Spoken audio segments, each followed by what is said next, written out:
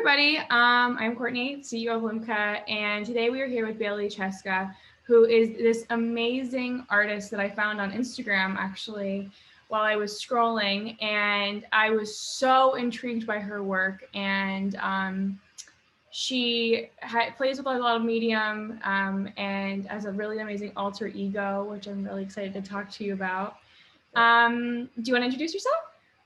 Sure. Yeah, I'm Bailey Scieszka. I work within drawing, painting, performance, and video, and it's all kind of based around this alter ego I have named Old Put, who's like a shape-shifting alien clown demon thing. So it's kind of like evolved over the years. Yeah. So I'm so intrigued. It's actually so funny because right before today's interview, I have been really searching the internet about aliases, and it just was crazy that I found you, because it's really at the same time that I've been obsessed with this idea of an alias. So how was that? How did you come up with this alias? Because it's I was watching one of the videos that you put out, and it was a monologue. It came out 5 years ago, and it was so intense, but also so playful because you're under this clown persona. Yeah. And I love how you're demonizing authority as a demon figure. It's really insane and so interesting. How did you come up with such a dynamic character to kind of create all this work? Well, I went to Cooper Union, and when I was there, I was making videos, and I was thinking about them as an interior, literally seeing the interior monologue of a character. And it kind of evolved into, oh, okay, who is that character? I kind of went a reverse way with it. And I don't even really know where the name Old Put came, but it was this kind of little sinister trickster character that I would embody. And I started making, I call them wrestling promo videos, because I was working at the front desk of MoCAD actually in Detroit. And I was so fed up. I mean, they've had a reckoning last year, but I was so fed up with the job there. And it reminded me a lot of watching wrestling as a kid. And so I started going back and watching Stone Cold Steve Austin, and he would fight Vince McMahon. And that dynamic between the boss and the worker, I could really relate to in my little art job. and so I started watching these promo videos that the wrestlers would put out, and Stone Cold Steve Austin's really good. And I thought they were kind of this new American medium where it's almost slam poetry.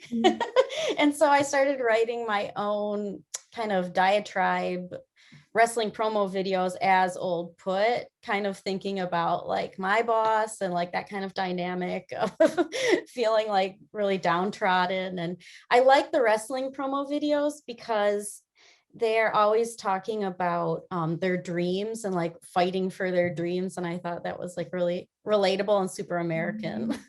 Yeah, it felt so relatable. I mean, there was a lot of, because you wrote all these monologues. Yeah. They're beautiful. I mean, they're so, it's such an interesting way to put it, because it's so initially kind of, wanted to be angry because it's such an angry character. And it's an angry alias. And it's so interesting because then you're speaking how I feel as an artist at times, and feeling my voice isn't heard, or feeling misconstrued, or feeling this authority is out to get me, and I want to be angry. And it's deeply relatable, but the way you present it. So how did you come up with the makeup and the style of because the voice is so contradictory to the makeup. I understand the whole wrestling, but it's such a complex being. The voice was when I was making the early videos, because I was trying to think what it's like when you are in your mind. And so I slowed down. It's just my voice slowed down. And I don't know why it has that kind of twang to it, but it has a weird twang. And I also like that it's kind of like a masculine voice, so Mhm. it has like no gender identity to it too, to me. So wait, what was the question? Oh, so how did you come up with this? It's masculine, but and then there's also this intense makeup you use Oh and yeah. styling and outfits. Like how did that all come together? I think I've always just had like a really weird obsession with clowns too. Mhm. And at the time too, I think I was my sophomore year of Cooper, that Drag Race came Oh out, my and gosh. then it was the My first friends love it. season. Mhm. Oh my And gosh. and I remembered as a kid, my brother he's 7 years older than me. Mhm. He had a Pink Flamingos poster in his bedroom. And Mhm. when I was like 12, I thought that was like the most beautiful woman. And I didn't know it was a man. And so like one of my heroes growing up was Divine. And I was like, oh, that's drag. It kind of like all clicked to me. But wouldn't say like that the old put performance is really like a drag performance. To Mhm. me, it's more of like maybe like discovering what identity and gender can be. Mhm. Instead of like a more set, like it's a man is a woman, or It felt like a lot more like a performance art. I mean, I yeah. personally read it more as a performance art piece and a performance art character than a drag because it was deeply touching and and I love how you attach old put to your other work and Oh, the yeah. what you show in galleries. Why did you make that artistic decision to say, okay, I am old put, but old put makes all my work, or old put makes this work? Well, Old Put makes like the craft objects, but Mm-hmm. I guess that they do make the portraits too. Mm-hmm. But I've kind of always seen it as a way to talk about identity and portraiture in America through like this alter ego. And Mm-hmm. actually, the more and more I've been doing it, the more I've seen it in other artworks too, like even like Cause, who's like so popular right now. It was like that's like his alter ego, but it's Mm-hmm. also like branding. And I came to a lot of the ideas of Old Put making this work because I was thinking, again, something I liked as a kid was Lisa Frank a lot. And so it Yeah. was like the wild world of Lisa Frank with all of these characters. And it's like you know that brand when you see it. And so that was Yes. another inspiration. I mean, that's what I really, your work is so interesting for me to look at because I love how you play with like consumer objects and like capitalist, and portraiture as well. I was looking at your, installment in, called The Peaceable Kingdom, which I think was so interesting. I'm also reading a little bit from the bio that I found. How you use Quaker ideals. So with my paintings, I started those about 4 years ago. And again, it started with thinking about wrestling as a kid. Mhm. And I was really scared of the fabulous Freebirds because they had the Confederate flag painted on their Mhm. face as like face paint. And Mhm. I didn't know what that was as a kid, but I was like deeply scared of it. Mhm. It was like really sinister to me. And Mhm. actually now it's even more sinister. It's like taken on a whole other meaning. But so I thought, what if I did portraits of these shapeshifters like the Old Put with flags painted on their face, like Mhm. this other identity? And so then that kind of spitballed into thinking about what is the American identity in art. And I've always loved like John Brewster Jr. and the Peaceable Kingdom. Those are Quaker paintings, like early American paintings. Mhm. So I wanted to like take that identity and kind of maybe talk about more of a real history of what is going on in America. It's insane. It's so complex, and I love like your work really makes me think a lot because there's a lot of things that feels very familiar, and it feels very like you reference. I can tell that you study and you reference, and you have so many things that you're pulling from, but it's yet so original. Like I'm like, okay, I've never seen something like this before, but I feel like I've seen it before, but I haven't seen it before, and um it makes me think. And I just think that's such an interesting dynamic. Now, so I'm a multidisciplinary artist. I go to Tisch for multidisciplinary work. And I think that in a lot of these interviews I've done, people aren't always necessarily doing that. But what is that? How did you get to this multimedia style of work, and what does that process look like for you?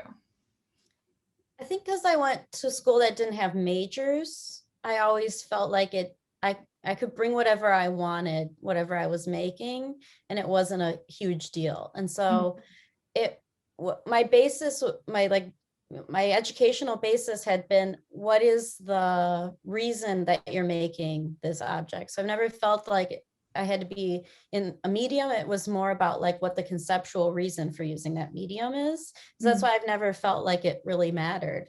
For me, it's more like the theme of this persona that I can work with. Wow, that is so interesting, because I know that in my personal experience, like whenever I'm working, I know immediately what the medium is I'm going to work with. Like if I'm going to paint, if I'm going to craft, if it's going to be, Yeah. I'm diving into all these different sectors of making work and then discovering new ones for myself. But it's always like this, oh, I know exactly what it's going to be. I see the entire thing in my head as whatever it is. But working with a persona is really interesting to me, because I've always made work thinking I need to find the truest to myself, what feels the truest to me, like it's a way of identity for myself, but never trying to find another persona that's not always yourself, but it is a part of you. Yeah. What is that like for you to be making work in a sense where it is removed from your actual individualistic sense? Do you feel like it can be difficult at times to figure out what's true to you versus what's true to that persona? Well, I use it too because it's a way that I can talk about things that are dark in our culture and not necessarily totally like who I am. Like Old Put definitely has like an alt-right bend to it, which is like terrifying and dark to me, but it's something I also want to explore. So I've always felt like the persona is just like maybe another medium that I can use to talk about things that I don't really want inflicted on myself. Oh my God. No, I mean, it's I've never thought about making work like this before. Yeah. It's never dawned on me. So it's like, my brain is like, oh my gosh, this is insane. So now, can I ask you, what are you working on at the moment, and like, what are you inspired by, and how is like the current world, especially with, politics? We had, just last month and a half ago, the Congress had been invaded and attacked. Senate trials are happening right now. Yeah, exactly. I've been working on drawing a lot just because it's like a really fast way to get ideas out. But I've been definitely, in my other work, I had used kind of alt-right and symbols. Like I've always been worried about Q and white nationalism. And I feel like because I put all these conspiracy theories in my work, it's not been surprising that people are finding out about it. Or, it's becoming like more mainstream. Yeah. But so I've been working on drawing mostly because it's fast, it's cheap, and I don't like, I'm not pressed that I have to make work for a show right now. So I've just been kind of exploring what I want to do with portraiture in a way. So I've been I just finished a drawing yesterday that's like the Gadsden flag, that's the Don't Tread on Me flag, like using the snake like going in and out of the portrait, and using logos and the symbolism with those. That's how. I mean, it's such a great way to encapsulate our culture as Americans. Yeah. And I love also your usage of color. You're not afraid of color, which is really fun. And it's because I know I always get so angry with myself whenever I'm working and painting, because I love color, but then I always feel like, oh, I didn't do the right blue, or it doesn't, I feel like it doesn't work. But you're fearless. I like love it. It's like this confidence in your work, of putting all these colors in, it makes it this really vivid display that can easily convey emotions. how is that, like, what are you drawn to in that perspective of when you're organizing a painting or a drawing, or crafting? I do like Usage of what I color. was told not to do, which is Uh, use tube colors, because I like the brightest possible colors. Like you're always supposed to mix your own, but uh-huh, I always pretty much use tube colors. uh-huh. Yeah, I just like whatever's like the most accosting, and yeah. I think it's so interesting. I mean, and there's a piece that I was looking at that I think it was like the first piece I actually really saw of yours, which was well, not the first piece. This, I mean, it was their styles, but there was one that I was looking at before this that was Anne Geddes Joker Grogu. Oh yeah. That one is, because it reminds me of my work in a sense, because I like to play with like rainbows, and I'm like, let's just put a rainbow in here. But the way you orient this and you put you have like gold, is that like craft paper? No, it's actually gold leaf. Oh my goodness. Yeah. I can't tell. I was like, and then you have like glitter and money. That's so interesting. What was the inspiration behind that piece?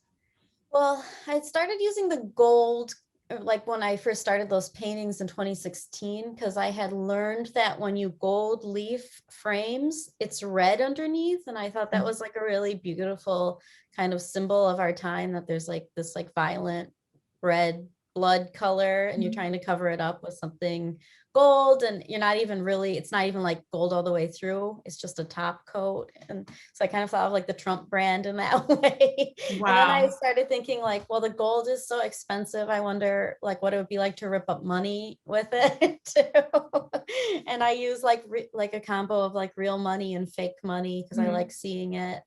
And lately I've been doing more collage, because a few years ago I saw the David Wojnarowicz show at where was that? Oh, at the Whitney.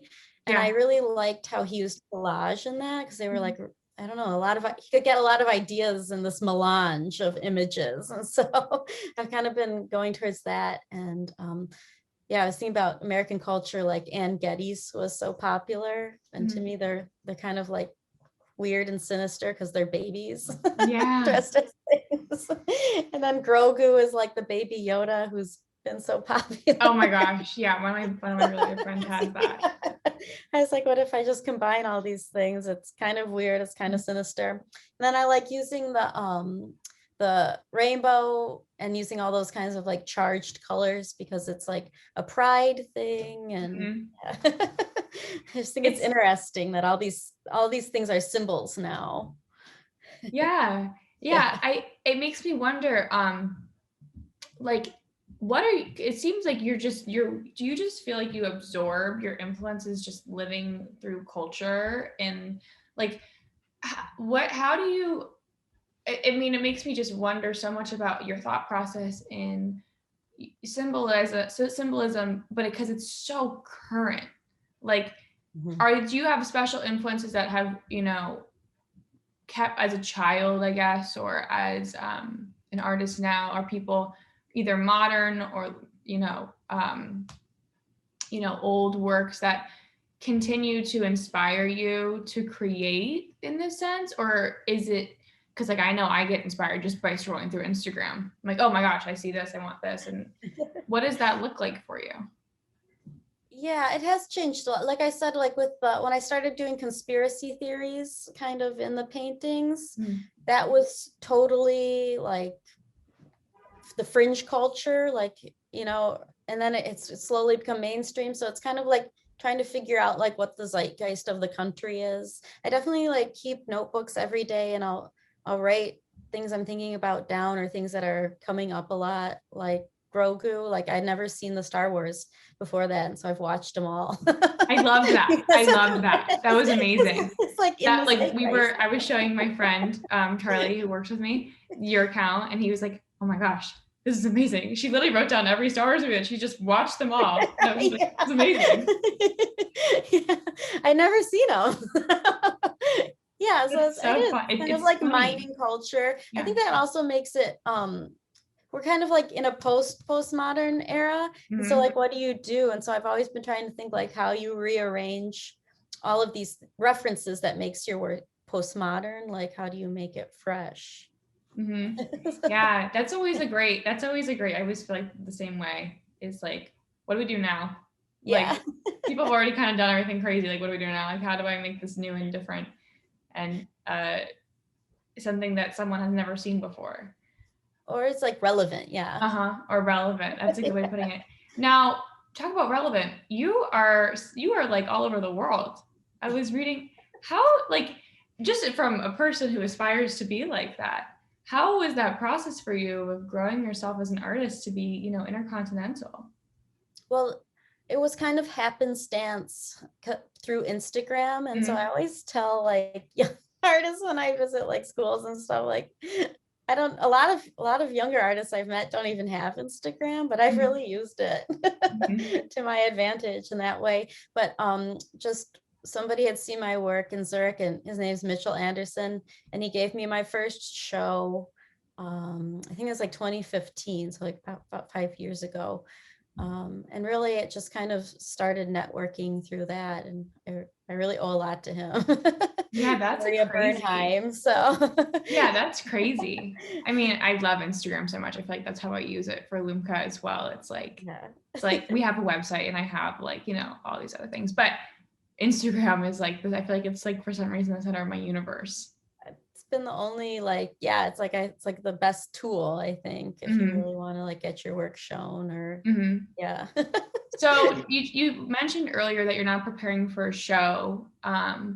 What is that like for you as an artist every day in your everyday processes?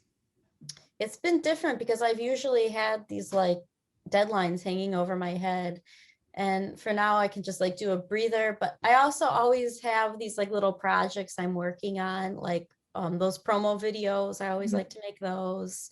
I started like a tongue-in-cheek YouTube channel as old put like unboxing dolls. I want to like keep doing that as a project. And I built a puppet theater and I want to keep doing those. So it's like, even if I don't have a show, I'm always like doing things. Yeah, it never like really stops. No, that's how I feel the same way too. It's like, I was thinking to myself last night, I was like, I don't think I could ever be the person that takes like 4 years to complete something, like to like not put out work. Like I need to put out work at least once a week or else I feel like I'm bored. When I was younger, like even before I had, like when I was working at the front desk, I would just do like 5 drawings a day. And it was like, I never like, I've always just, it's just like what I do to just grasp what's going on. So yeah. It becomes, you totally get it. It becomes like this, like it's not a coping mechanism, but it just becomes such an inherent part of, I think once it's a habit, it's something that you just have to do to like breathe or function. It's like, for me, it's like eating. It's like therapy and like a way to like process things for me. Yeah. Too. Totally. Yeah. Cause I always find myself like yesterday I was sitting, I had really been running around all day and I was like sewing because we're working on a fashion collection. And then I was doing LUmkA work. And then I came back and I was doing this painting my friend asked me to do. And I'm just like, I really like, now it seems like I'm always working on something artistic. Yeah. Whereas it used to be like a treat or a chore. Yeah. How do you keep yourself inspired 24/7? It's been kind of like, especially since COVID has started, it's been definitely like finding like new areas of interest. Like I got into opera because there's the Met Opera app. So it's like I could watch all these productions, and it's something I didn't know about. I got into Star Wars. I've been like reading a lot. It's just like kind of finding things that interest you. I really like Trixie Mattel, the drag queen. Yeah, like going through her Instagram and seeing the doll videos. And I was like, oh, I love that. And that kind of like inspired me to start looking at eBay and all these things. So it's amazing. Just about, like, just finding everyday things and getting more into them. So do you feel like how, for me, I know that I always see myself changing and growing as an artist by how I, organize my spaces or how I dress or how I do my makeup. Have you noticed there's been a big difference within each show you do or any body of work you're doing? Because you are working with persona, so it might be easier just to stick with who you feel as an individual, as yourself, as Bailey. Or do you feel like you're always growing in a different direction of clothing? I feel like I'm always growing in a different direction. And actually that was like the most fun part about doing Old Put, was like learning how to sew and make my own clothes. Mm-hmm. That's like spilled out into my own life. And yeah, that like level of like artistic control is like really interesting. Mm-hmm. Yeah, I always talk about like intention. Like Yeah. it's like my friends and I, we always discuss, because they're all artists as well. It's like we're so intentional that it's like crippling at times. It's like we have to do everything with intention, like everything we eat, everything we like, the way we organize our day, everything we do has to be intentional. And even like you just said, like how learning how to sew has now become a part of your everyday life. How do you organize, I guess, intention to feel uh, central to yourself, if that makes sense, in a day-to-day function? I guess I just don't sweat it that much. I Uh-huh. just think of it as like a privilege Mm-hmm. instead of like an albatross. Mm-hmm. Yeah. I just think it's fun. And like I just don't really care what people think of it either. That's like the Yeah. other flip side. It's a long time ago, like I gave that up. Yeah, no, I get that entirely. I mean, it's I think I can tell that the way you paint and the way you make work, it's with confidence. And that's one of my favorite things to see in an artist is um, it's as if every, brushstroke you do or every video you make, it's like you are not regretting in the moment. And it's because like I enjoy it too. Is Mm-hmm. there like things like I really enjoy doing? Mm-hmm. So I don't care, if I don't. Yeah, And like it's there's an artist I really love and who inspired me too, I haven't brought up yet, was Jack Smith. And mm-hmm. he's inspired, he like lived in the Lower East Side in the Mm-hmm. 60s, and he inspired a lot of like pop art in that day, but he was a performance artist Mm-hmm. and he would put on plays even if nobody was there. And I Wow. just love that. Like people would walk into the apartment and he'd just be performing. So Yeah, it's that's like that kind insane. of joy and like love of what you're doing that I think is like infectious and it's worthwhile. Yeah, no, that's how I feel. I feel the same way. It's like, yes, I do work all day, but it's what I love to do. It's like what keeps me moving. It's like I'm so excited to have a million projects. Do you I think one of my final questions is, do you organize projects like one project at a time? Are you working on like a million things at once? This has always been the battle. Like I don't know, like I keep a lot of lists of what to do, but I do work on multiple projects at once. And usually it has to be like, well, I have to do this first. Mhm. But yeah, that is the hardest, is kind of like structuring how you work on everything. Mhm. Because I do work on so many different things at once. Like I have a painting going right now. I'm sewing. Yeah, so I don't have a good answer for that. I've never figured it out. No, I feel the same way. It's I feel like for me, it's like I have to have all these different stations of things I'm working on, Yeah. or else I'm not gonna get anything done, because I get so distracted that if I don't have other stations, it's like I'll just go in a circle and I'll just like be painting, and then I'll be sewing, and then I'll be doing the website, or I'll be working on, whatever for LUmkA, and then I'll be, I've never figured it out. yeah, I never know. I never know how to do it. Yeah. well, it was really, I mean, it was lovely to hear about you and your artistic journey, and gosh, you're so interesting. I mean, just understanding how other people make work, because I feel like I'm always in my bubble of my own work, that it's like really fun to hear how you're doing it. I love talking about art. And I think that's like the other thing, is that I'm just like obsessed with this stuff. Like yeah, so I was excited to be able to talk about it. Well, so I'm gonna link her socials and her website down below. You please check it out, everybody who's watching this. It's so cool and interesting, and like I personally get so excited now that I follow you on Instagram. I get to see like everything you're working on. I'm like, ooh, this is so cool. Like this is this artist. And yeah, thank you guys so much for watching and listening and hearing us talk about art. And we will see you, or I will see you in the next Super LUmkA Chats.